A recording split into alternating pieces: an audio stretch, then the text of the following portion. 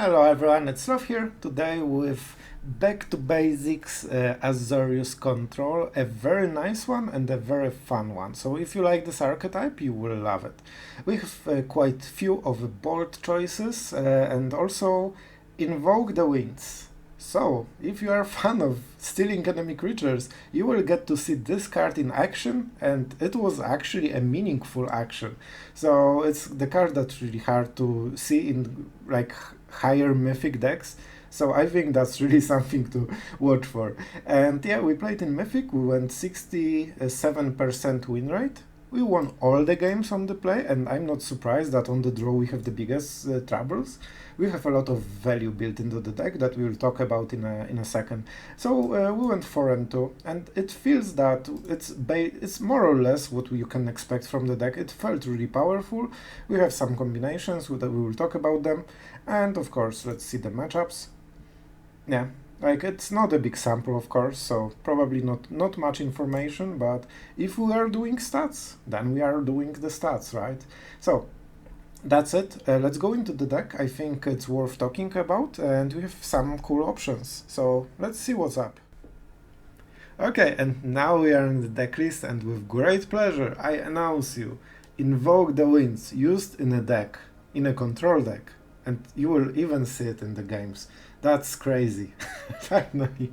The other invokes are played left and right, and they are dominating everything. The blue invoke, as always, is there.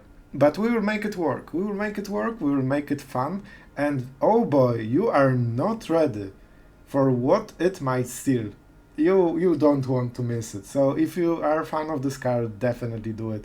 And by the way, the art is really sweet. I like this version so much. I think it's the only invoke that I like with this alternative art. Okay, maybe let's talk about magic and the deck, because that's the segment for it, right?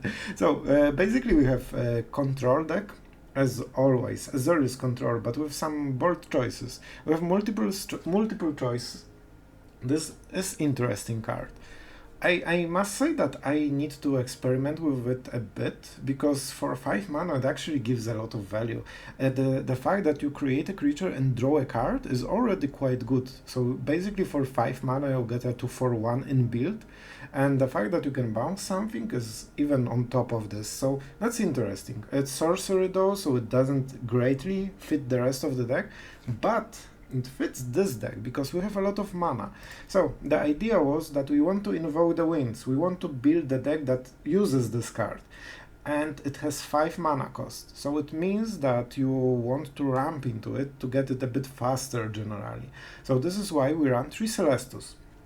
Also, it helps you to fix the mana, because you don't really want to play mono blue. Let's be honest. We don't want to play mono blue because it lacks the power of other colors, especially white that has so great sweepers. So it means that we need to play at max 2-color deck, and even then it might be hard to cast it. So this is so originally I tried with less of the double colored land, but I felt that having Devastating Mastery, Seagate Restoration, and also this Invoke the Winds, it's just such a pain to cast everything on curve. Like, it's not a problem to cast it during the game. Sure, you will get the mana, but you want to cast it on turn 5 when you need it. You don't want to cast it on turn 7. So for this reason, I feel that it's worth having the tap lands, and it worked okay for me. So I think that this is a good choice still. So it's Raffine Tower, obviously, because of the cycling. You can also go the snow version, maybe. You can maybe switch this for the snow, draw the cards, I don't know, but I went with the standard one, and it seems to be working pretty well. Other than this, we have big troubles with clearing Planewalkers, because we play Farewell, Doomskar. We also play Depopulate, because Depopulate is great combo with Dennick, you will see it. It doesn't seem like a great combo, but believe me, this is actually a very strong combo. Not only this, but also you get the Ghost, so you actually get the card advantage, even though you lose 1 creature and you cycle it basically into the new card, but you still get the old card with the spirit, so it is positive net value. And also enemy is swept quite quickly. What more? Okay, so after after wanting to use Invoke, we wanted to use Celestus so we can cast it on turn 4 because it's way better than. And this card, Teferi, who throws the Sunset, goes extremely well with the artifacts, especially like the Celestus, because it not only ramps you, it double ramps you. And casting this for 2 mana, basically, when you do the +1, and having a 5 loyalty Planewalker that is so resistant, heals you. That's the big thing. We have a lot of healing in this deck that's not visible at first sight. Celestus, it can heal you between 3 and 10 life every game, especially the longer ones. It can even go higher. Dennick, you will see in one of the games. Oh, maybe not. But yeah, in some of the games you actually will heal up to, I don't know, 30 or something like this just from Dennick. Because if enemy doesn't really want to waste cards on this, and he has to. And if he doesn't, you know, you just heal so much. We have Emperor. You have Teferi that heals every single turn for 2 mana on top of the other effects. That's the important part, because the effects are there outside of healing. You don't pay everything just to get this to life. You actually get different benefits, and this is just an additional value that you don't really feel unless, you know, you are back to 15 and see, wow, how did this happen? So yeah, a lot of small things, and I think this is really good against some Boros decks, because they really invest a lot in burning you, and moment you cast a Teferi and they cannot answer it, and you do the +1 2 or 3 times, it's so much side value that they are starting to fall behind completely. So I know it's not easy to cast it, but you will have situations when you need both sides of this card. And the fact that you can draw into Deluge, because sometimes you cannot hit it even with 4 copies. Man, I had so many games when I milled half of my deck and still couldn't find a single copy. And the deck is really reliant on this, because we have a lot of 1-for-1 and not really, you know, multiple like we have some sweepers, but you got the idea. We counter 1-for-1. We Fateful Absence. Actually, it's negative card value. So we really need to get it back somehow. And the reason, the way how we get it back is via Memory Deluge. So we just need to find it. We also have the Arbiter, which is a really good card, especially when, you know, you're on the play, or you just are in top deck mode from both sides. This disables enemy top deck most of the time and creates so much pressure that enemy has 1 turn to kill it. If not, you are probably winning the game. And yeah, other than this, we also have Hengegate Restoration. It will also be seen as a play. You might even maybe play 2 of them. I didn't want to pay so much mana because we have already Emeria core, 1 Hengegate Restoration, some tap lands, so I didn't want to overdo it. I think 1 is okay, but I've seen versions with 2 of them in similar decks, so maybe you can risk it, especially with the Celestus. You have a bit more flexibility, and with Teferi, so basically there will be some situations when you cast the Hengegate Restoration for 5 mana, because you get 5 mana, you untap the Celestus, untap the Teferi, and cast it for 7. It means that you have even more cards in the hand because you didn't play all the lands, and so on, so on, so on. So there are different ways to do it.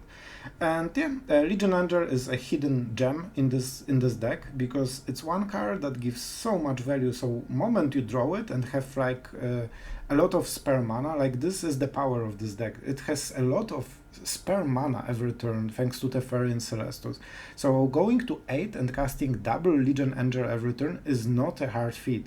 And believe me, casting 1 Legion Angel that dies to 1 removal at the end step, and casting 2 of them that the enemy cannot answer and needs to destroy his full turn just to answer them, and then you follow it up again, is a big difference. So yeah, that's the deck. I really like playing with this, and the win rate was high, as you can see. Like, we won 2/3 of the games basically, so I'm really happy with the results. And even Invoke the Winds had the time to shine, which is not really common thing, and I think you enjoyed it as much as I did, because I really like the card as well. I just couldn't ever see it really played in competitive decks. So with this, if you like the channel, if you like what we are doing, trying to fit those fun cards into competitive decks that are really hard to make competitive, if you do appreciate it, you can support the channel by subscribing, and it really does help. So smack this button and I will make a big thank you for this. Okay, and that being said, let's go into the games. Thank you for watching, thank you for your time, and I really hope that you will enjoy the videos and the games. You know what? This is actually a really good hand. I would prefer less tap lands, but you know what? I will take it. I will definitely take it. It means that Jwari will be used as a land, but we still start with Raffine Tower because it has only one decision, whether you cycle, and if we keep drawing lands, who knows? Like next land we probably play Otawara, if we draw next land then we actually might consider Jwari as a spell. You know what? You know exactly what is going on now. Especially with Jwari into Negate, into multiple choice, into Invoke, like we have a lot of stuff to do. Is this Azorius? So this is Doomskar. Okay, this is Doomskar. I like Jwari, I really do. But in this kind of matchup, you need a lot of value. I will probably cast this next turn. Well, maybe for 5 mana at some point. Okay, that's really good. Obvious Emperor is super obvious. So I hope he's not a good player, because he will know exactly what we are doing. So enemy might play his own Emperor main phase. So we have choice. We can start with the initiative. This is only Spell Pierce. Spell Pierce destroys us and we probably lose, but I don't think they will play it. So I think we cast this. We pressure them. You started this fight. It's obvious what we will choose, so we can as well do it now. Like, it's not like we will +1 nothing, and that's it. So you know. And enemy is not red, so it's not damage-based removal. If that was red, I would actually consider +1, but probably I wouldn't do it anyway. Okay, and we are here. In the situation when we have Emperor. Okay, so I predict this is a Doomskar or Fading Hope. And either way, we want to start baiting some free cards. I have got new moves to teach you. So, my friend, this is devastating attack for 3. Do you take it? He's a tough cookie and he will take it. I would love to use Otawara in a different way. Man, I really want to tap out so much, but I think we shouldn't. Invoke the Winds. I'm really not sure how we can use it in this matchup. Maybe still Celestus? Game winning move, hashtag. So this is Doomskar. This is Doomskar because we are definitely playing against some kind of control with white and blue. So definitely 3 or 4 Doomskars in the deck. Multiple choice. This is something we need to actually use. Okay. Creatures. Sure. And this is what we want. We want to trade 1 loyalty from the Emperor for his card. And that's really good. And at some point he might not even be able to kill the Arbiter. So no. Again, new token. What is the worst he can do? I'm so tempted to use the Arbiter, but this is Doomskar. You know what we could do? We could play the land and hold up Negate, and honestly this might win the game. But it's super risky. If we whiff, we do nothing and we lose so much value.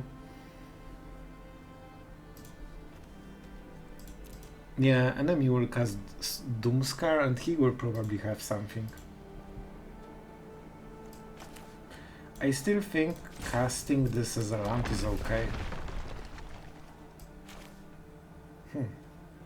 However, if we do all of the above, then he sweeps.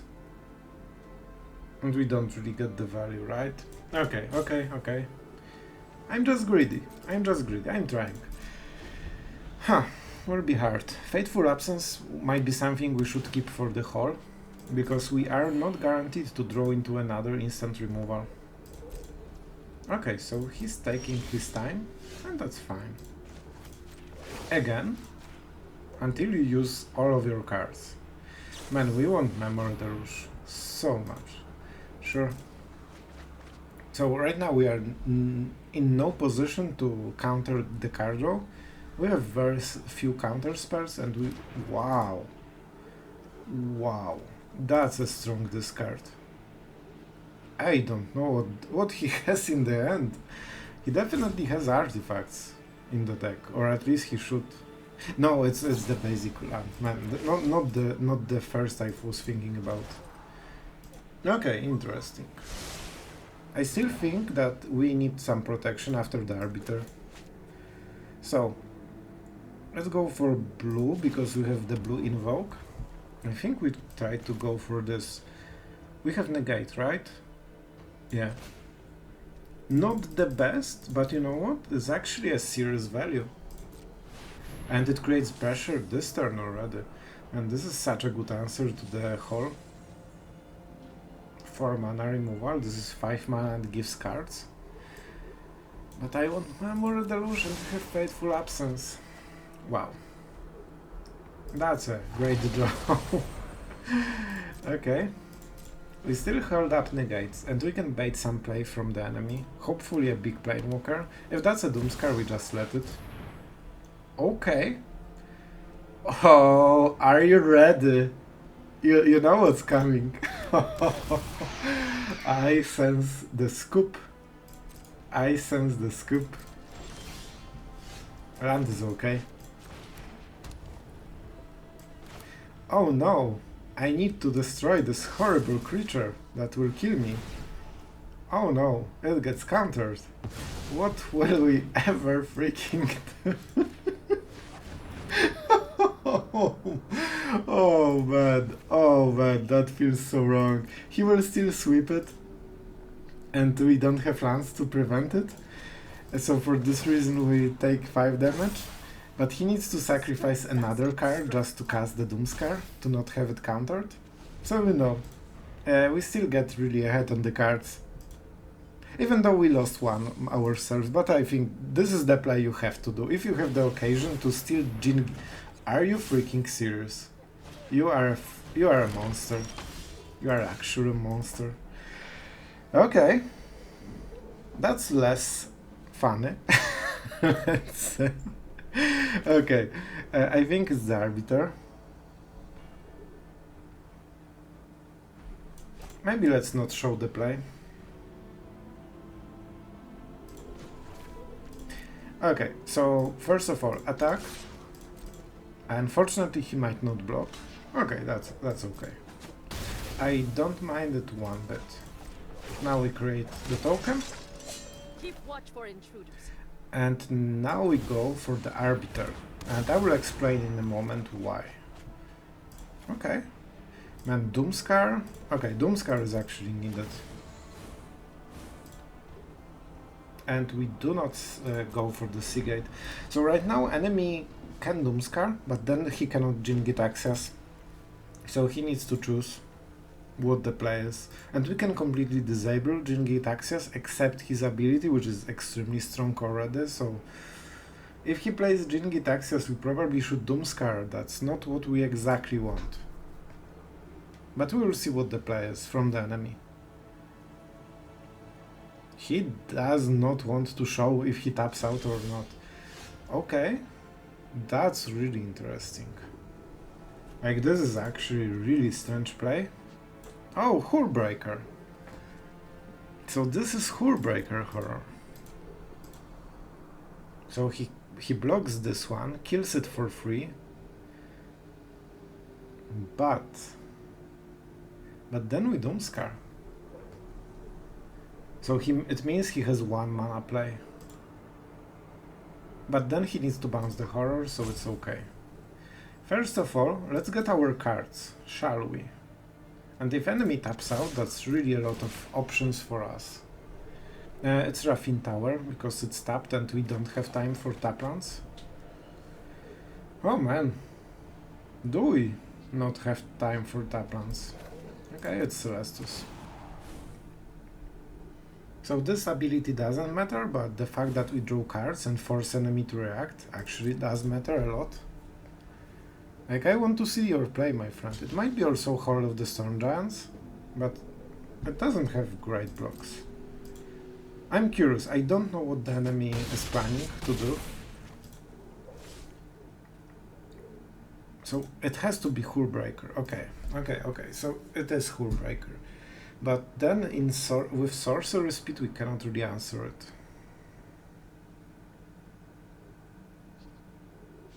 That's harsh. I think we make the token. Because he doesn't want to Doomskar with his Hullbreaker on board. So this will make it awkward. Even if he can kill the tokens, he needs to bounce each one of them. But this will be brutal. So we can either draw a huge amount of cards, or just go Memory Deluge and hope we draw into something. I will actually play this. Seagate Restoration will get bounced probably, so I don't think that's the right choice. And we don't cast Memory Deluge now, because then he answers with Hullbreaker and we have no answers, and we don't draw cards before he resolves. So we want him to cast it first, and if he just doesn't have Hullbreaker and he discarded it, I will just be so confused. So I guess it's white Invoke then? Man, I'm just trying to guess the deck, because it has cards all over the place. The discard suggests it's Invoke deck. And that's some serious card draw. By the way, you can foretell Doomskars as a response, which is pretty neat. Okay, that is the play. You take your cards, I take mine, and we'll see who has better ones. But enemy is under so much pressure, and with Negate we can ensure that he will be at even more pressure than he wants. So one sweeper is nearly a given. Now, bring on the heat. Now the real battle begins, and unfortunately we don't have the follow-up. So, but first one is a given. Yeah, okay. So he gets to leave, but still not out of the woods, especially with Hall of the Storm Giants.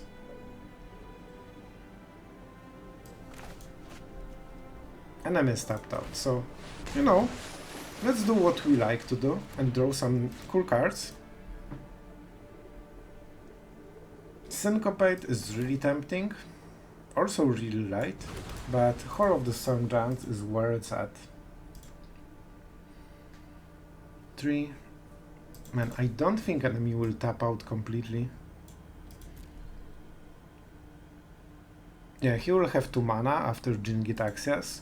So I do feel that we go for 1 Doomskar, so we can sweep the board anytime we want, and it might matter because Hall of the Storm Giant is not a creature, so you can sweep the board then attack.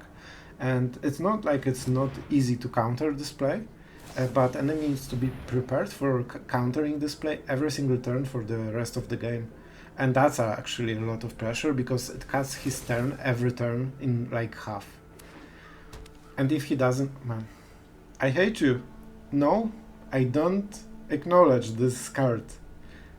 You can't draw those cards. It's unethical.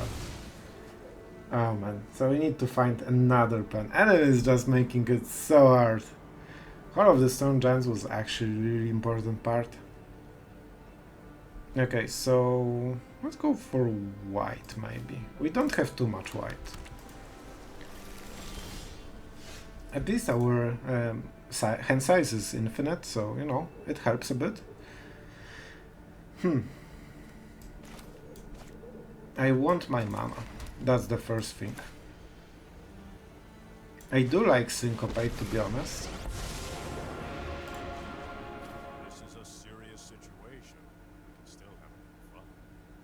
I'm not sure if untapping really changes anything.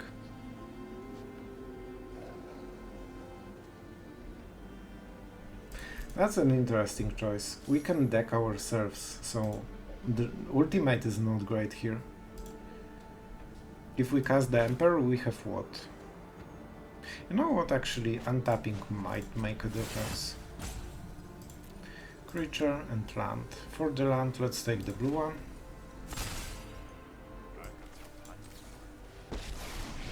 So we do it main phase because I want him tapped out. Harms my people. We must protect them. And at some point we need to answer the hole. Right now we don't have a great answer yet. This will be a hard game. It was pretty close for a moment, but now after his like Gitaxias and Negate, after the if he didn't have this Negate, that would be so much easier, but of course, like, that's the point of the deck, so I'm super surprised about discarding the Hullbreaker. He's either in Reanimator with Invoke White, like Invoke Justice, or he has multiples, like 2 or 3.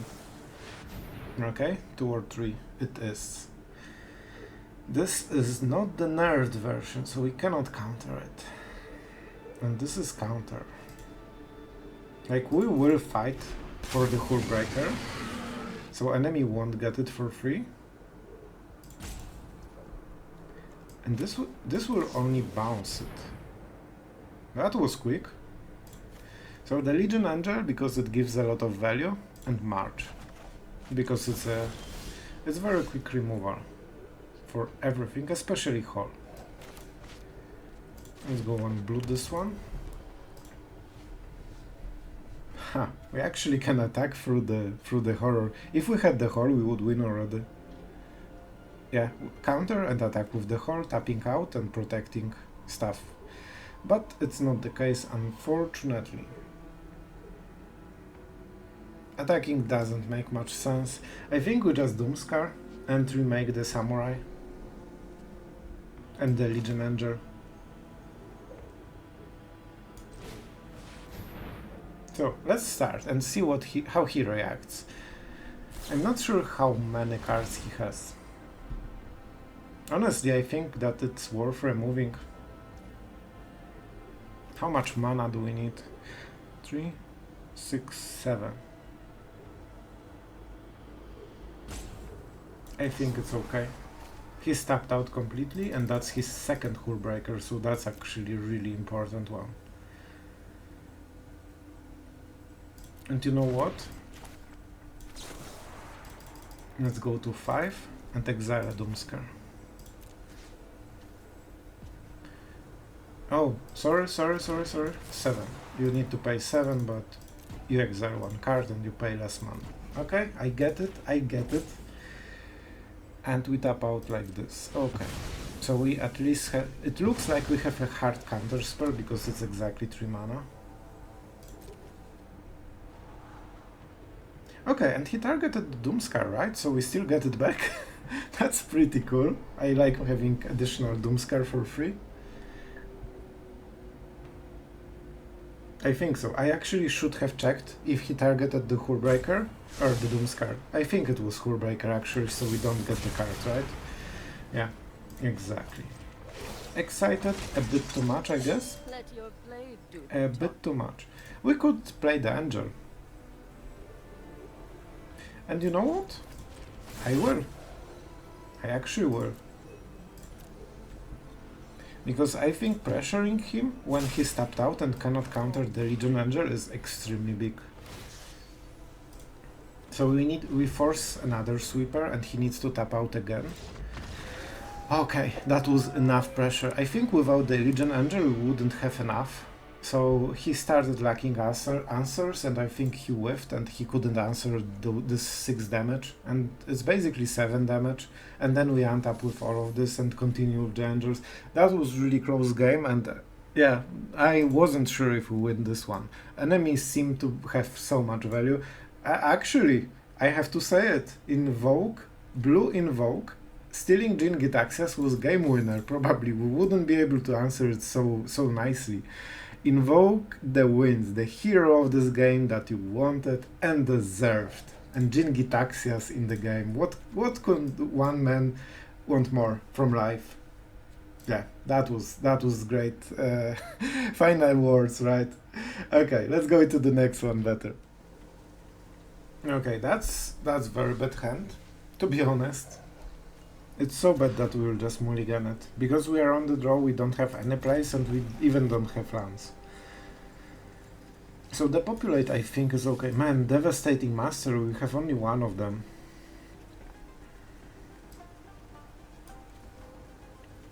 It seems to be the best choice to bottom out, but we need this for value. We need this to sweep, and this is very good for removal. And we are on the draw. Man, it's devastating, Master.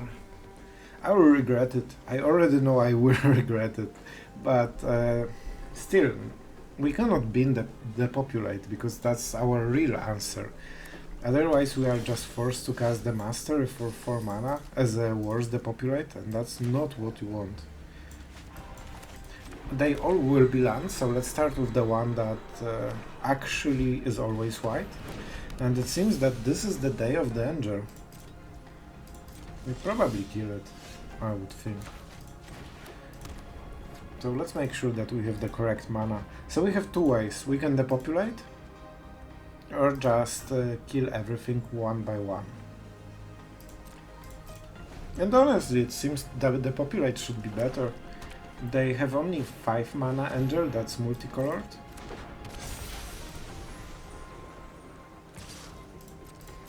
I'm not sure how to bluff it, to be perfectly honest. Man, we should actually play Dennick. No reason to not play it. We might whiff on the lands though. This is definitely white. You know what, let's go for the lifelink, it gives us some time. Man, this white mana priority really tells everything. Unfortunate a bit. Aspirant, cause why not?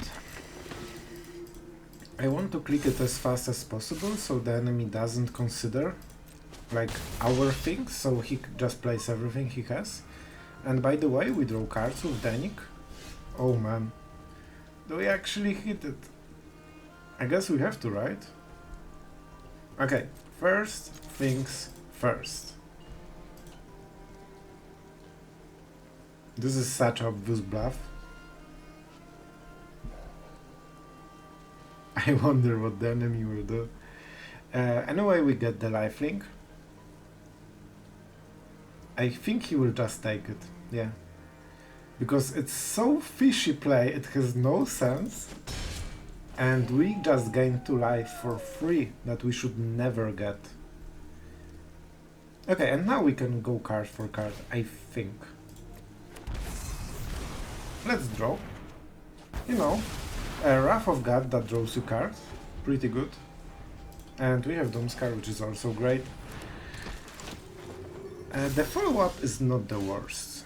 I would really like my land, to be perfectly honest with you. But what can you do?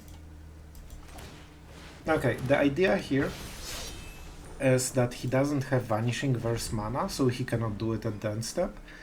And he will grow the Aspirant, so it can trade with this. Okay, so if he does it main phase, that's fine. Because we can at some point kill the Aspirant and leave him with nothing. And I can do it again, one more time. If he has another one, then okay, then I will just remove the Aspirant. Because we can take, I think, one more for hit. Vanishing Verse, right?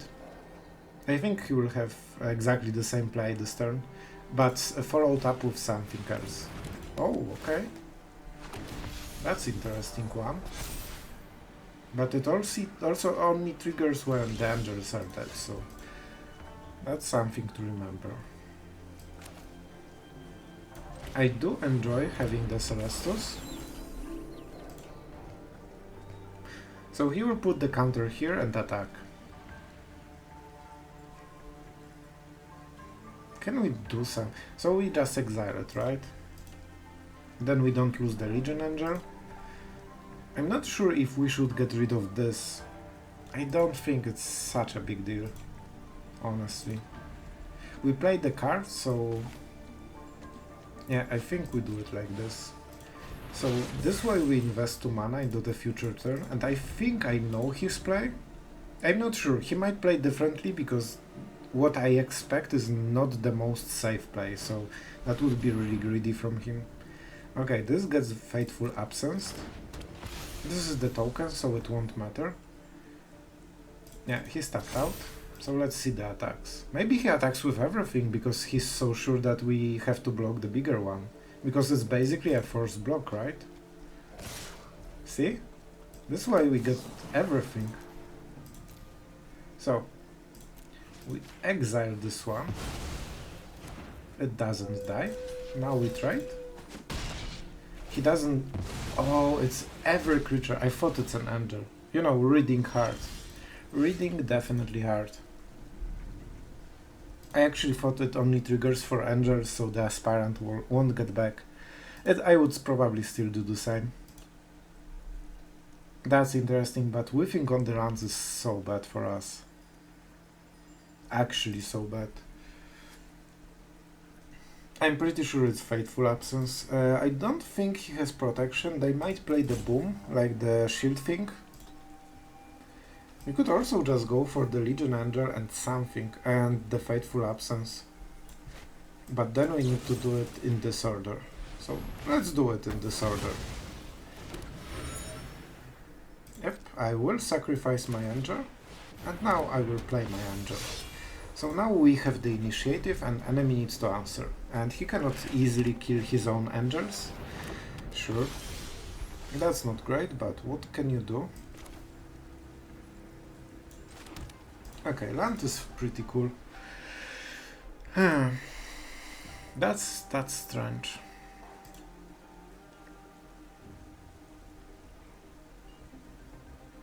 So if we attack, we can play the Emperor, trade for basically free. Then he can activate the Hive, but this will be at 4 loyalty. We can also play the Emperor and the Fateful Absence. And then make... Okay, I like this play. I like this play. Also we get to get the trigger from Celestus, and they will help in time. Oh man. What the hell are we discarding? Is this really Memory Deluge or Legion Angel? So this is the last angel. I think this is a bit better. Oh man, I'm not sure. Angel is good here. But the idea is that if he wants to benefit from Lisa, he needs to attack. Okay. So we need another angel. So, and if he doesn't attack, he doesn't benefit from Lisa at all. Cool. I do enjoy this play. It's unfortunate he has exactly the Aspirant mana. But we will see. Okay, land is good. Land is good. I don't want to think too much, so maybe he doesn't attack. So maybe he does attack, but I definitely want him to not. Okay, sure. Do I want to make double play? Not really. To be perfectly honest, not really. And we have the throw away Emperor right now. Because we don't want to sacrifice the Legion Angel, we want to sacrifice the small, insignificant Samurai. And sorry, Samurai, you know that you were bound to die for the Emperor anyway, so, you know, that's your thing. That's your game plan, I guess. Oh man, that's not a nice joke. So they do play it, indeed. That's a bit unfortunate, because they still get the thing.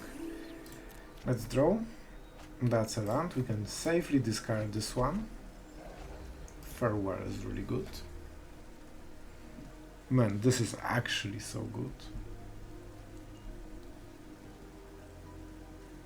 I think we need to play it smart. I think with the Farewell we have all the tools to win this game. Exiling creatures seems pretty obvious and pretty good. So we attack with the Legion Angel, but then we don't have any pressure on the board, right? If he activates the Hive, he can play perfectly the Aspirant, which is unfortunate. Or we can just go for the longer game a bit, maybe. But this is so explosive. But yeah, if he goes for the Aspirant, I think we should just go a bit like this.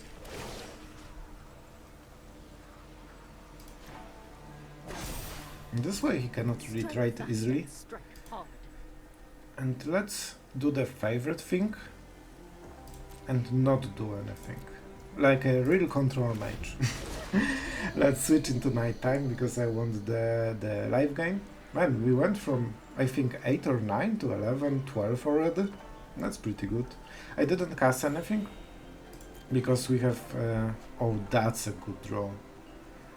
This is actually good draw. We have so good cards, I don't know what to discard.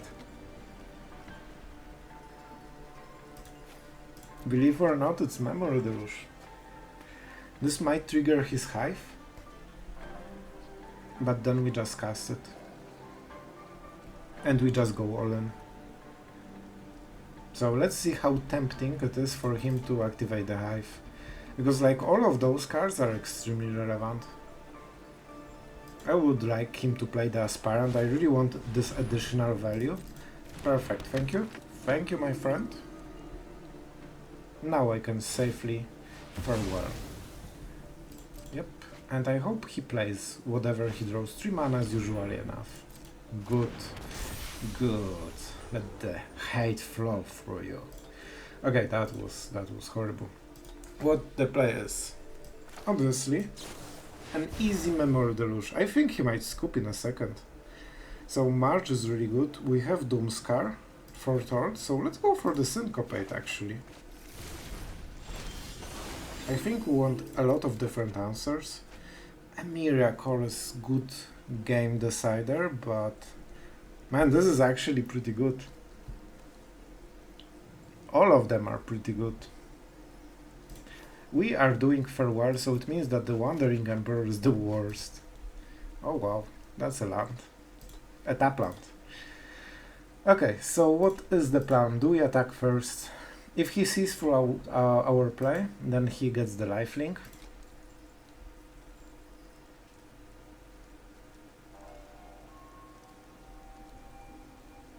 I don't think it's worth it. Let's do it right now. Okay, creatures. Enchantments. Graveyards, no, not really. Okay, so let's sweep enemy part of the board and create ours, that is better. And we have March to answer the Hive when he will go greedy and try to attack the Emperor and kill her. See how fast he attacks? Like, he's extremely excited. I don't want to waste the Dennick, so I will do it right now. Let's check actually, is this the... Let's go to combat. No, okay, so it's after the main phase, okay. That was the idea. I don't want him to play anything else, because the difference between 3 and 4 mana is quite huge. So while he can use it on instant, he cannot use it on anything like main phase, sorcery speed, like creatures, enchantments, things like this. I think we played quite well. Probably some things we could do better, but it was pretty decent. And Legion Angel was the big winning play here. Definitely, it gave so much pressure and farewell, finishing the game. Okay, we're going first. Finally, we have good draw, good cards, good sweepers, and let's be honest, in this meta, once you hit the 3 lands and the Doomskar, you usually win the game. The only choice here I can see is maybe we shouldn't play Raffine Tower because we are a bit flooded. Never mind, we just play our lands and we win the game. Hello! I remember when I played Mono White, how I felt after seeing this Forter. Okay, sure. I wonder what the enemy will do. This is a very important part. He might risk it, that it's before the multiverse. And then he goes completely all in with Adeline next turn. And you know what? We will be sneaky. We will pretend that we don't have it. And we will see how it goes. It might be Redain, and I think that we actually have... Okay, that's not Redain, so GG. This is why we like control. If we have the sweeper on curve, and this is why Doomskars are played. There was some question about the populate. Imagine the populate in this situation. It wouldn't be as good, right? You would get a lot more damage. Especially if enemy followed with Adeline and not the Aspirant, which is generally weaker play. So yeah, the populate would be a bit too late and we might even die, right? Not sure if we would die, but that would be really close. So we bluffed that we don't have the double white, because we generally, if you don't see any disadvantage of this play, you don't want to show the second white, because enemy needs to risk it, because there will be games when control player doesn't draw the correct card. Yeah, he's so happy to do it. And in those matchups, he needs to go all in. So you force him into this situation that he doesn't know if that's the one of those games or not.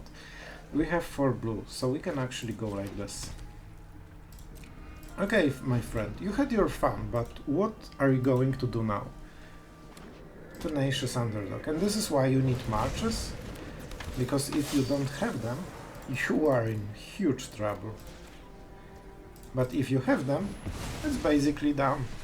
Enemy full turn is out. Now we cast our Teferi. Enemy needs to play a creature and we will take it back. How likely enemy is to kill this? He might have Fateful Absence. Vanishing Verse won't work. We are a bit short on value, not gonna lie. He might cast the Underdog. So, because of the Underdog, we play like this.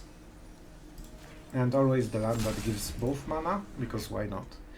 And Underdog deals 3 damage, and we have 5 loyalty, and next turn we might be prepared. That's not great for our enemy. I don't have instants, but I wish to have them. So even though now Tenacious Underdogs will trade, I think that with enemy not playing anything, it's a bit better. He might use the cave, but I really hope that we get some instant removal, or at least Memory Deluge, and then we don't need Teferi anymore. Like, no offense Teferi, you are great, but you know, we actually need also other stuff. So right now the cave is game losing move for him, because we draw the Emperor. Okay, interesting. So it will be one of those games. However, we have the decision when to Devastating Mastery, and that's huge. Sure. Keep watch for intruders. Sure. So he probably buffs the Samurai and doesn't use the cave. Okay. Let's see the attack, because this is very important. I want to see the blocks. Okay, the greedy one.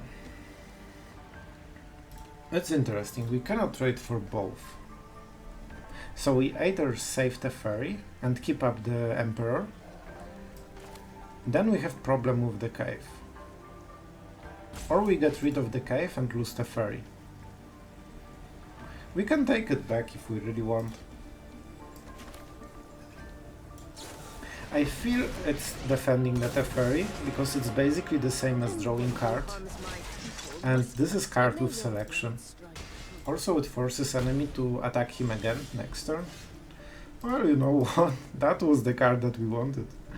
So, I guess... Is this the turn?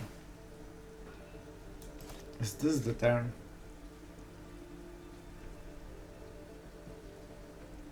This is a hard choice, to be frank.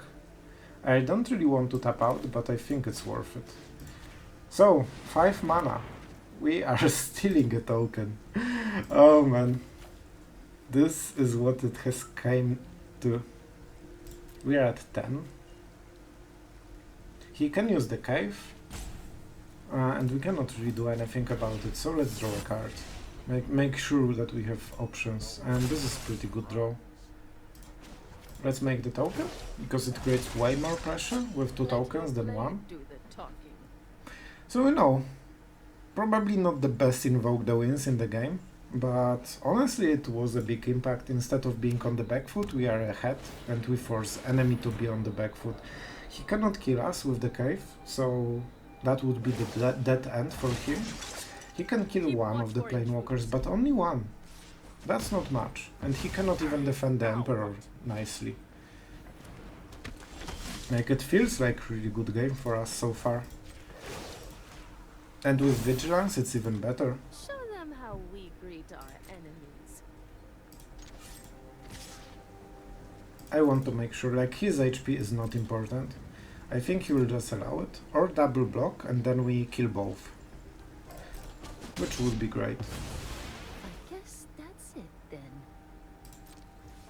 Issue for the enemy is he needs to do something, because right now he's losing really hard. And I mean like really hard. Aspirant, so he wants to put the counter. Okay, I think he will scoop in next 1 or 2 turns. To combat, so he wants to put the counter, sure. Unfortunately it will be on the cave, so... Oh, nice! That's so good. That's perfect. I don't want to give him the card. Great, thank you for your cooperation. And now we sweep. Okay, so it was even faster scoop than I hoped. Okay, that was fun. This plays really like a nice control, and you can see that Invoke the Winds actually was doing something. It's usually 2 for 1. Okay, opponent goes first. I actually really like our draw. Man, Dennick with the Populate is actually really good. It's not a biggest surprise. It has been used. But man, I do like it. We have 1 off, I believe, but it feels like we are having it every time we need it. So, really good, skillful top decks from our side, definitely. Do we play against Boros? It seems like Goblin deck for some reason. I don't know why. Maybe the art? Okay, so it's still Boros. Same old Boros, just with different haste creatures. And here Dennick will be extremely strong. I really don't want to waste so much life, so maybe let's just cast the Dennick. He has the red tap out, so that's really good, because it means that nothing can be really cast. That's a very brave choice. It's either some combo deck, or what? So I guess he wants to hit us really hard once. I'm not sure what we are playing against. I don't even want to know. All I want is lifelink the enemy until we win the game. And this is my game plan. So right now we don't counter anything that hits for 2, because it doesn't do anything. Oh man, oh, okay, I thought I want to counter it, but this is the premium version of this effect, so you discard only after it resolves, so actually you don't really care about countering it too much. This seems to be like some kind of combo deck. You know what? Let's do it the old-fashioned way. I still want my life. I'm scared about what's going to happen, but I still think Teferi will help a lot. No artifact creature, and you know what? Raffine Tower is just better. More mana. And we actually, thanks to Teferi, we can defend whatever enemy throws at us, because we can exile up to 6 mana cost. Of course we won't, but you know. Okay, that's something I would love to counter, but we are a bit more into the removing side. This definitely feels like some crazy combo deck that will kill us in 1 turn. I'm not sure what the combo is yet. I probably should know after those 2 cards, but I never seen this card in my life so far. 6 mana, channel. What can he do with it? Probably every one of you that have seen this deck already is just going full, man, he's doing this and this. Sorry, you need to bear with me. Okay, man, I really want the land, but I want to plus Teferi.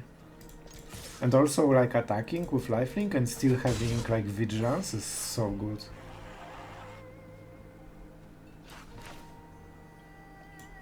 It hurts. It hurts. But we get the full value thanks to Teferi. By the way. Full value. Actual full value from Teferi. And yeah, we can go Emperor into March. Man, like, we are doing stuff, and enemy needs to answer Teferi very quickly, so he better win the game. And we have 3 removal at instant speed and actually 3 exile effects. So enemy is just spoiling like crazy. Okay, so his idea is give this into channel, so it's what, 5 attack and then double unnatural growth? Man, this sounds like the junk I'm used to playing. I'm used to brew. Oh man, I'm not sure, maybe I misread it, but I don't see another effect that amplifies all of this. Okay, it might be it. Gain control of target creature, untap it, haste. Okay, so then he... Man, he really needs a lot of amplify to kill 28 life out of nowhere. Especially, it will get worse. It will actually get worse. I'm tempted to just plus this for more lifelink, but this is better choice overall. Like, we should play the Emperor and create some tokens, because they will kill enemy faster. And we do want to kill the enemy faster. And he still needs to answer the Emperor, or the problem is back online. So, now it's 4 damage. I think that we should win this game. Like, I don't see any way that he can actually kill us from nothing up to 30 with 3 removals in our hand and Teferi ultimating next turn. Like, he needs to do something very quickly. Sure. 1 down. And you are down to 5 cards already. Okay. I think we go for the ultimate. It's pretty good. We don't tap anything, and maybe we should cast Dennick. I'm not sure. We probably should, right? You know what? We can double cast the March for something cheap. I will play this. It is a mistake probably, but I want to do it. I want to pressure him as much as possible, because now he needs to answer Teferi, but also answer 3 creatures on the board, and also the Emperor, and also kill us out of 30. So if he can do all of this against 2 marches, I just want to see it. He will be my hero if he can do it. Like, so far. Oh, nice, thank you. Thank you, my friend. From anywhere. This is definitely anywhere. I actually didn't know about this interaction, so I'm not surprised enemy didn't. Like, so I guess he makes the board. It's just way too slow, like you need so many cards, and still even hitting for 20, not even talking about going through blockers, is just so much mana that you need. You need to build up for 10 turns for this. Thank you, I will take my card. Okay, let's go further. And now we can buff our creatures. This doesn't have lifelink. This is the prime target, right? So let's put this on the samurai so he doesn't have a good target. And actually, I do enjoy drawing more cards every single turn and untapping everything I have. So, let's attack, see what's up. This is what, 8 damage, right? So, 2 turn clock. And you know, why not? Why not? And I will tell you why not, because Celestus can cycle this into good... Wow, Memory Deluge. This card has habit in this deck to just come off so late, it's insane. So, let's dig into some answers. We will start over if we have to. Okay, so that's what we wanted. Emperor is also nice, but I want to keep on value. I don't think he can kill us. Like, I will risk it. 30 HP, 3 blockers. Do your worst. So far, enemy couldn't really do anything, because we counter every play and we pressure him enough. And with the Teferi ult, he will just fall super behind every single turn, especially with Deluge. So we basically cast it for free.